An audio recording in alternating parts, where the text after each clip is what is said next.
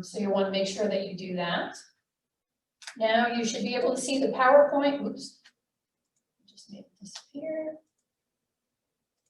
Okay. So like I said, I'm going to be talking about territorial expansion. And one of the major things that I want you to take away from today's lecture is that the expansion of the United States was one of the factors that led to the Civil War, because it was intimately related to the question of whether that territory was going to be free state or slave state territory. There was the acquisition, as we're going to see, of a large amount of territory, the Mexican Cession, as it was called, at the end of war with Mexico. And the acquisition of new territory had the potential to completely polarize politics in this period. Why were Americans going west? Well, we're going to learn more about that today. This right here, on the right-hand side of the slide, you see a rare anti-war with Mexico cartoon showing that US soldiers went looking all spiffy and came back maimed. On the left there, you have Ulysses S. Grant, who at that point was a young military officer. For some people who would go on to participate in the Civil War, the Mexican War was their training ground, basically. Okay, so about westward migration. I believe I've mentioned, or we've talked about in here before, manifest destiny, the notion that Americans had a God-given right, or more like a God-given responsibility to spread across the continent of North America. Partly this was based in religious beliefs. Partly this was based in racial identification. And partly because the nation promised to do something with the land that it captured. There was a widespread feeling among Anglo-Americans that Anglo-Americans could use the land in the West more profitably, more intensively, more progressively than either people in Mexico, because the Southwest was then Mexico, or in parts of the country that were Indian lands at that point, or not even parts of the country, parts beyond the country that were Indian lands. John L. O'Sullivan was a newspaper editor. He belonged to the Democratic Party, which in this time period was the party that was in favor of expansion. We are in the period of the second party system, which I've told you about before, and so the other party, the Whig Party, opposed expansion for two reasons. First of all, they were afraid that slavery would become an issue, the question of whether that territory should be slavery-free. And second of all, they were quite concerned about the development of existing lands, that economic development, the promotion of infrastructure, factories, that sort of thing should all be nurtured in the areas that were already part of the United States. Oops.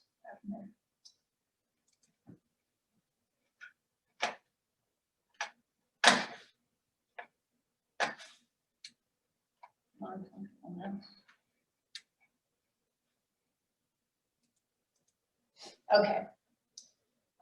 Between 1830 and 1860, almost 300,000 people had traveled to Oregon and California via these trails that had been sort of worked out through physically trying out traveling those trails. There were guidebooks that were written directing people to sources of water and places that were safe. Travel westward normally took place in a covered wagon. And so, as you saw in the search for the Oregon Trail, you can still see wagon ruts in some places where the wagons went through. Families seldom made the trip alone. They traveled in convoys or parties for the protection of the group. And communication also occurred within and between wagon trains.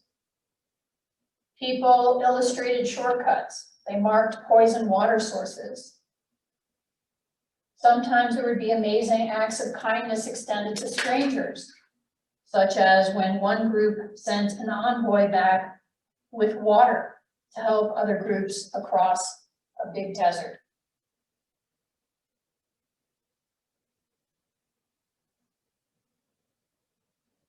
Communication with Native Americans occurred often.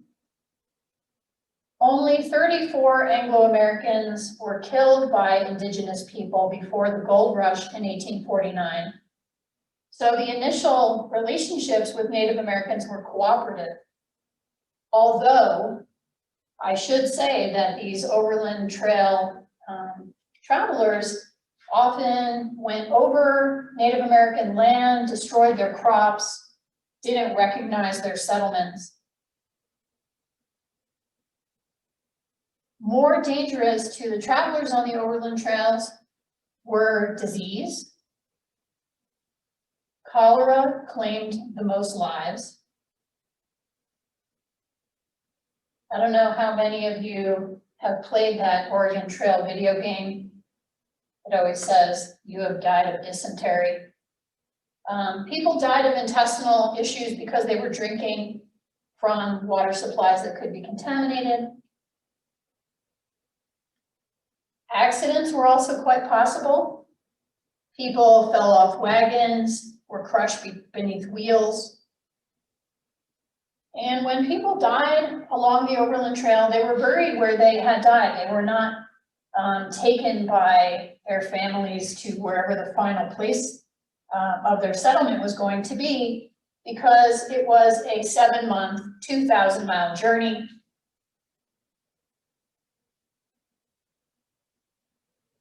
People didn't have a good idea of what to expect. So some people setting off on the overland trail brought all kinds of things with them that they thought were going to be super crucial and ended up just discarding them on the way. The trail west was littered with chairs, tables, bookcases, pianos, extra wagon wheels. All things that people had considered absolutely necessary to civilization in the West, but which were too cumbersome to bring. There were some people called turnarounds who either accidentally or on purpose were unable to make the entire journey, and you could make some money by picking up some of the things that had been laid down on the trail by people who brought too much stuff.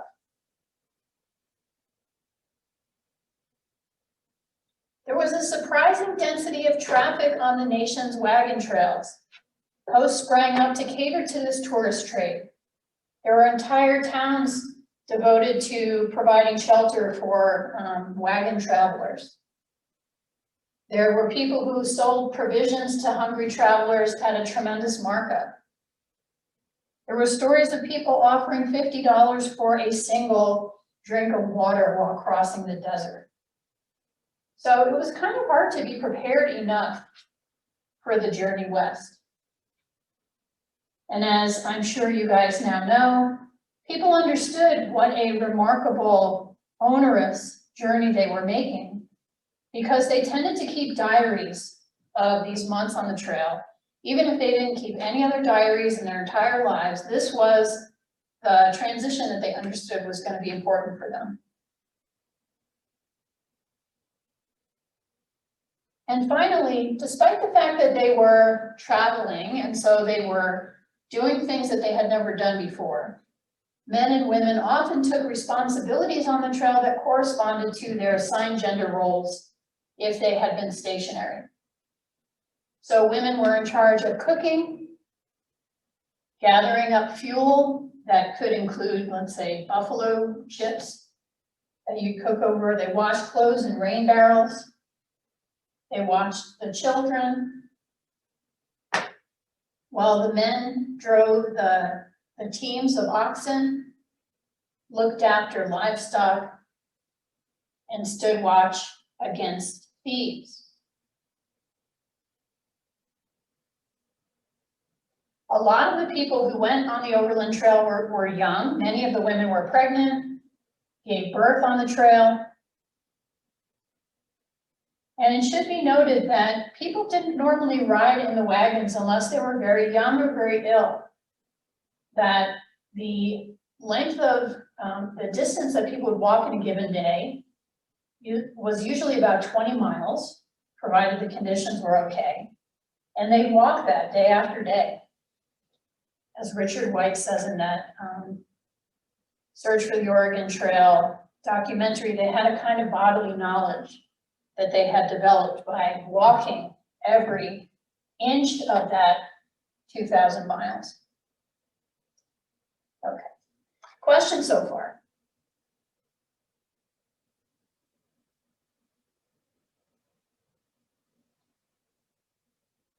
All right, seeing none. So we understand why it was and how it was that people were moving westward. They were in search of land for farming.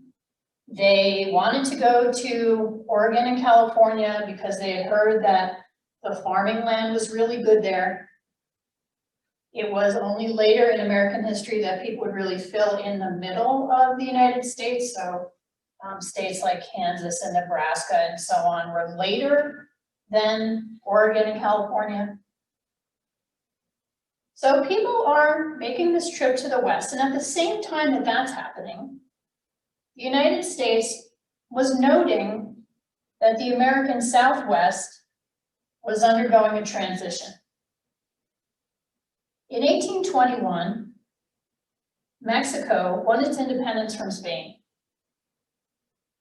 The country that we know of today as Mexico was part of that Spanish Empire, which in the early 19th century experienced a lot of independence movements. A lot of new countries were created in South America, and Mexico was one of the countries in North America, of course, that declared its independence. When the Southwest was owned by Spain, Anglo-American travelers were prohibited from entering the area. If you tried to move along the Santa Fe Trail from, the top right-hand corner of what is today New Mexico down to, say, Chihuahua, you could be arrested, and many people were. They were trying to, sell things, they were trying to do trading, but the government didn't like it. However, the new government of Mexico welcomed American trade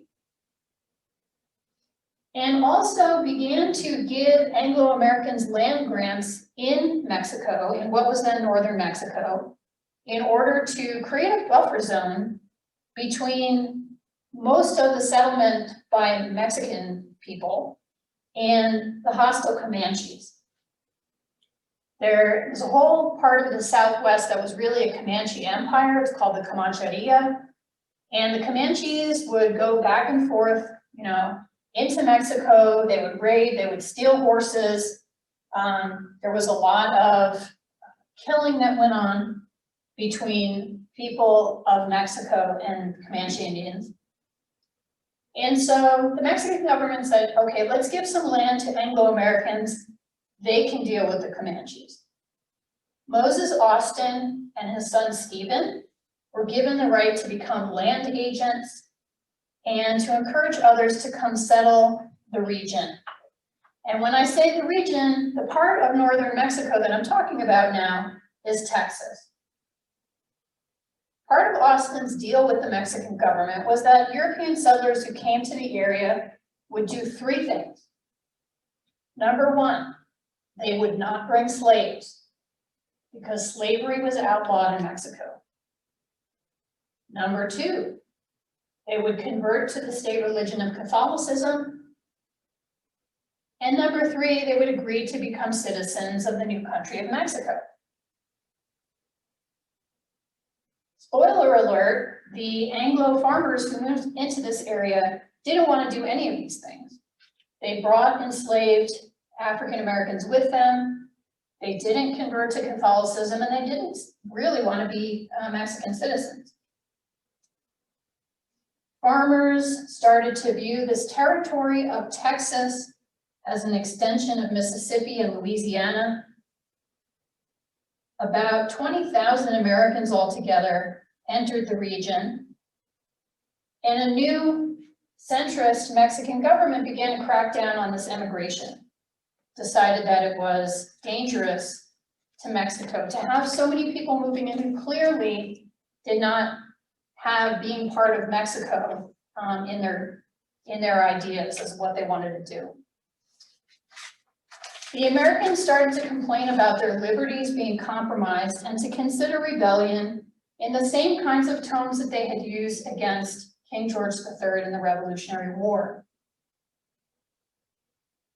In 1835, at the Alamo, in current San Antonio, war broke out between the Mexican army and Anglo-American settlers.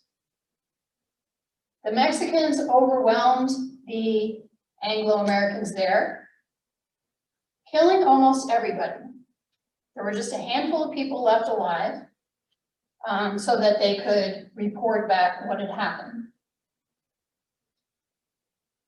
This kind of galvanized the rest of the Anglos and also Spanish-speaking people who lived in Texas who were more had more cultural affinity with the Anglo-Americans. They were called Tejanos, and it galvanized them to fight back against the Mexican army. They beat General Santa Anna of the Mexican army at the San Jacinto River and managed to wrest from the government of Mexico the right to have Texas be an independent republic. The treaty was signed, designating Texas as an independent republic, but the Mexican government then subsequently refused to recognize it. The first nation to recognize the independent nation of Texas was the United States. For 9 years, Texas would be its own independent country called the Lone Star Republic. But there was always the thought that sometime Texas would become part of the United States, just because its culture was very Anglo-American at this point. And ultimately, as we're going to see, that is what happens. Okay. Questions so far? How long was it, the independent republic? 9 years. In 1844, James K. Polk engineered the annexation of Texas.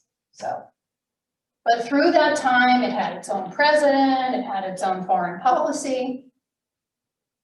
Every time I teach this particular lecture, I'm like, it would be so interesting to look into that, and then I never do. But that is why there were 6 flags over Texas, because Texas had its time period of being an independent country. Okay. Any other questions? Questions on Zoom?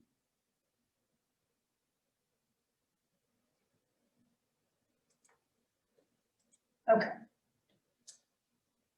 So in 1844, there was an election, and it didn't seem like it was going to turn out the way it ended up turning out. The Democrats had several different candidates who were vying to become the presidential candidate. Who emerged was somebody who was very little known, James K. Polk. Polk was known as the dark horse president because most people didn't know who he was. He was a Jacksonian in temperament. He was from North Carolina. He served in the Tennessee legislature and became a friend of Andrew Jackson. And the reason why he was able to grab the Democratic nomination in 1844 was that the other candidates, Martin Van Buren and Henry Clay, had said they were opposed to the annexation of Texas. So Polk was like, I'm in favor of annexation, and that really resonated with the populace. He also wanted to take Oregon, which was jointly administered by the British and the US, and have it all for the United States, even if this meant taking it over by force. Okay, so ordinary people were like, yay, let's extend the borders of the US, and they voted for Polk. Okay, when Polk comes into office, one of the first things that he did was to send an envoy to Mexico and to say, let me offer you $20 million and in return, give me California. No Mexican leader could go along with this. If you come along and offer to buy a major chunk or even a minor chunk of somebody else's country, you're probably going to get laughed at. And then because this offer was turned down, then Polk said, well, how can I start a war? How can I get the Mexicans to attack? Because maybe I can use military force to wrest California from Mexico. So he sent General Zachary Taylor to the area between the Rio Grande and the Rio Nueces, which is a disputed area in Texas. And Taylor's troops, American troops, kept crossing over into the disputed area, taunting the Mexican troops. And finally, war broke out as a result of this incursion by the Americans. So the Mexican War started as a result of this pretext. There was some debate in Congress about the start of the war. A young Whig legislator from Kentucky, Abraham Lincoln, in 1846 introduced something he called the Spot Resolution, which was wanting an answer to the question on what spot exactly did the altercation break out? Were the Mexican troops on American soil? Were the American troops on Mexican soil? Aside from this, though, the war was quite popular.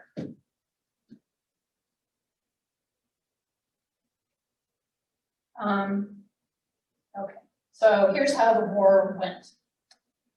Congress declared war and supported the military operations. A 40,000-man army of volunteers of all classes and ethnicities participated along a much smaller set of veterans of the regular army.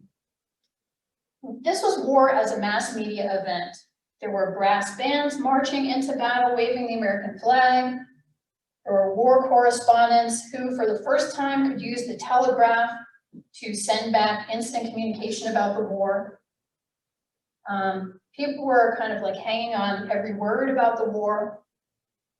There was some talk about annexing the entire country of Mexico, but then there was a problem of, well, what do you do with all of these people who are Spanish-speaking and Catholic, and Anglo-Americans assumed didn't have the same work ethic as themselves?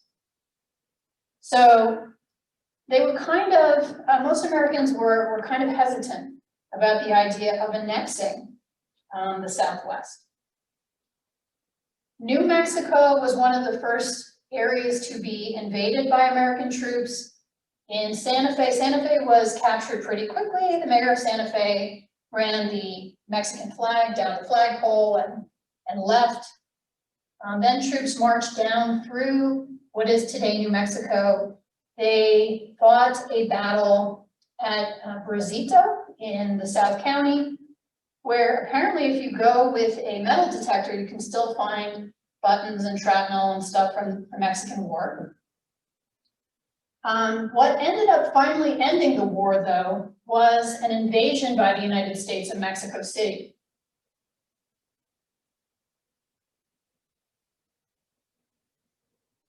So it was a war that took a while to win, but the Americans invading the capital city of Mexico was enough to successfully pressure the Mexican government to sign a treaty. In 1848, a treaty was signed, the Treaty of Guadalupe Hidalgo. Mexico gave New Mexico and California to the United States in return for $15 million. You will recall that Polk's original offer had been $20 million without fighting, and they were just going to get California. So at this point, you know, I wouldn't say they saved $5 million. I'm sure they spend more than that on actually fighting, but they were able to get a much larger swath of territory called the Mexican Cession.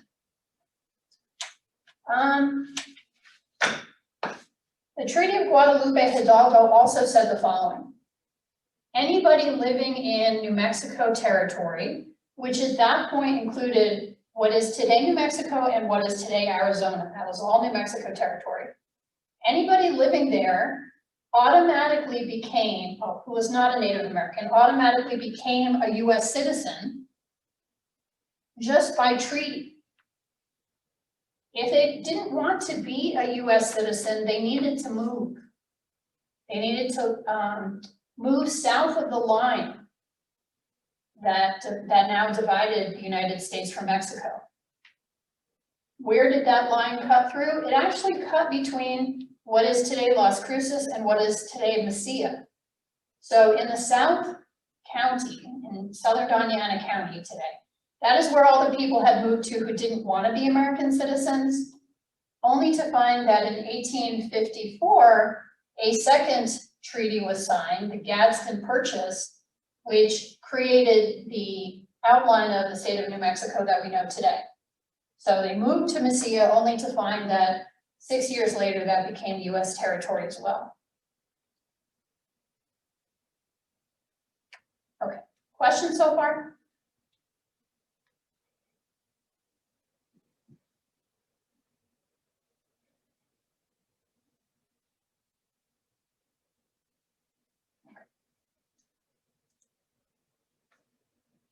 The California gold rush erupted right around then.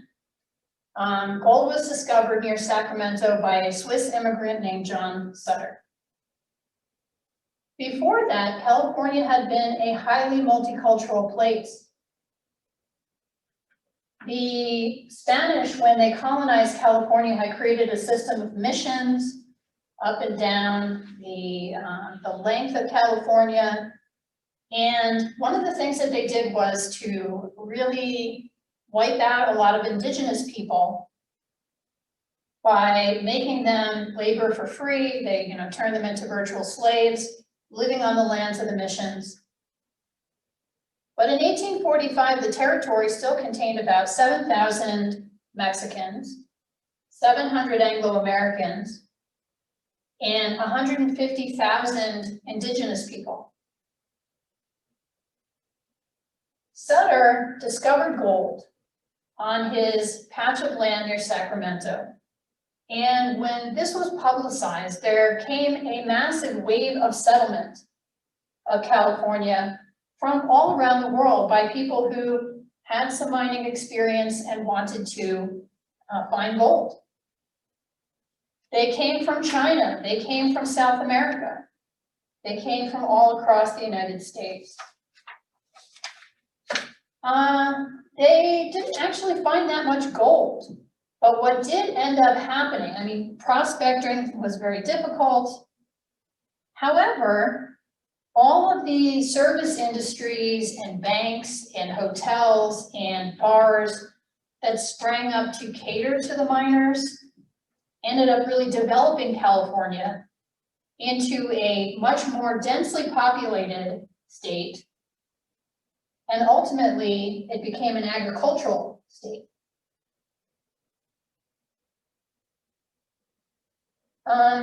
The transformation of California deprived the California Indians of their land led to their extermination. The influx of people from China who were there they first started off as miners, but when prospecting was difficult, they turned to things like opening laundries and restaurants and boarding houses.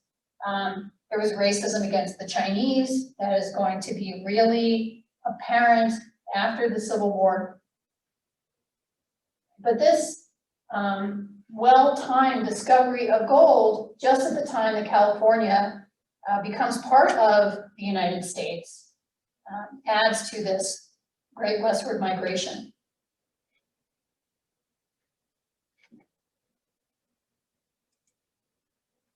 All right. So what's the upshot of all this? Politically, there are a lot of changes that take place as a result of the acquisition of all this territory. First of all, as I said to you, Polk was in favor of taking Oregon away from the British, with whom it was jointly administered. He actually threatened war against the British, and the slogan was 54-40, like 54 degrees, 40 minutes of latitude, or fight. Now, meanwhile, the British were in the middle of kind of an economic depression in the 1840s. They had to deal with an internal uprising called the Chartist movement. They were really not up to sending troops across to the Pacific side of North America to fight a war. And so the British Prime Minister was like, okay, fine, you have it. So Polk just had to threaten, and Oregon country became part of the US. But the bigger question was what was going to happen to all of that territory that had come in from Mexico. As you guys remember, the Missouri Compromise had set this 36-degree, 30 minutes of latitude line across North America, or across what is now the United States. Anything below that line could be a slave state. Anything above it was not supposed to be a slave state. But now all of the territory that was coming in pretty much was below that line, and it was a huge amount of territory. So it could have been subdivided into many states. As the war with Mexico went on, people knew that this was going to be an issue. And David Wilmot, a senator from, where is he from? I want to say Connecticut, put forth a proviso saying, well, no land that comes in from this war should be a slave state. And Southern senators said, no, that is very much not acceptable to us, and the Wilmot proviso was rejected. In 1848, the Whig Party, which was kind of falling apart, split over the question of should Western territories be slave or free? And the part of the Whig Party that was anti-slavery formed itself into a new party called the Free Soil Party. The Free Soil Party was willing to allow slavery to continue to exist where it existed in the US, but no new territories coming into the US should be slave territories. They insisted that the existence of slavery denigrated labor in general. That if you had some people in the United States who worked without being paid, then all manual workers were suspect because labor itself was devalued. Free soilers should not be confused with people who had the welfare of African Americans in mind. Many of the free soilers were anti-Black, and they wanted to ban all people of color from new territories. Although they never did win a presidential contest, the core of this group would go on to form the Republican Party in the 1850s. Questions so far?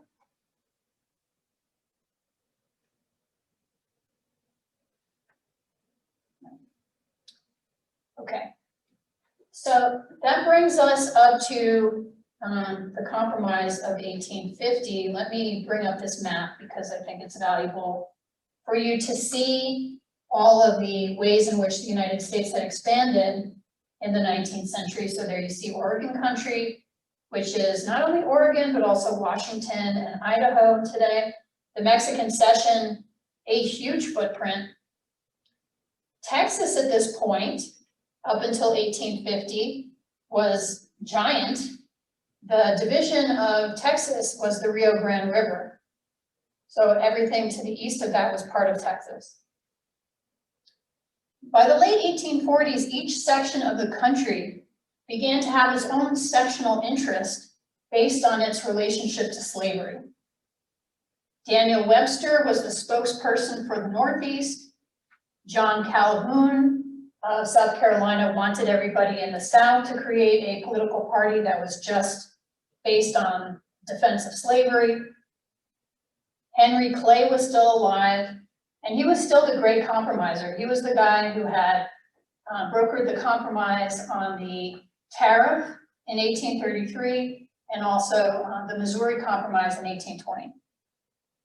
So Henry Clay comes into this situation where it seems like, again, both sides are teetering on the edge of civil conflict and proposes a compromise. So the Compromise of 1850 did the following. Number one, brought California into the Union as a free state, but no restriction was put on slavery in the rest of the Mexican cession. So theoretically, the rest of that land ceded from Mexico could be slave states. Texas gave land, this is number two, to New Mexico territory. So the current borders of New Mexico, with the exception of the Gadsden Purchase, were set up by the Compromise of 1850. That was a lot of land that Texas ceded to New Mexico. The slave trade was abolished in the District of Columbia.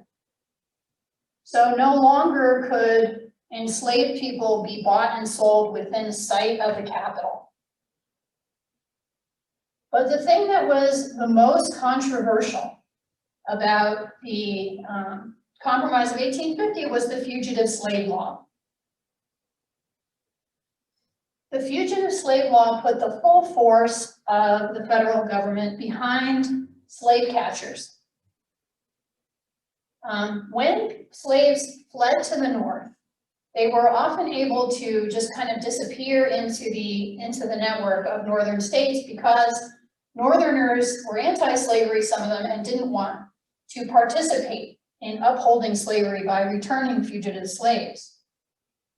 But the fugitive slave law required northern states, law enforcement agencies to participate in the capture and return of fugitive slaves to their owners. Northerners looked at the fugitive slave law and said, you know, this really hampers our own autonomy. It makes it impossible for us to say that we really don't go along with slavery because we are required to cooperate in the return of fugitive slaves to their masters. And in some places, there was actual civil disobedience as crowds refused to allow police officers to take fugitive slaves who had been captured into custody.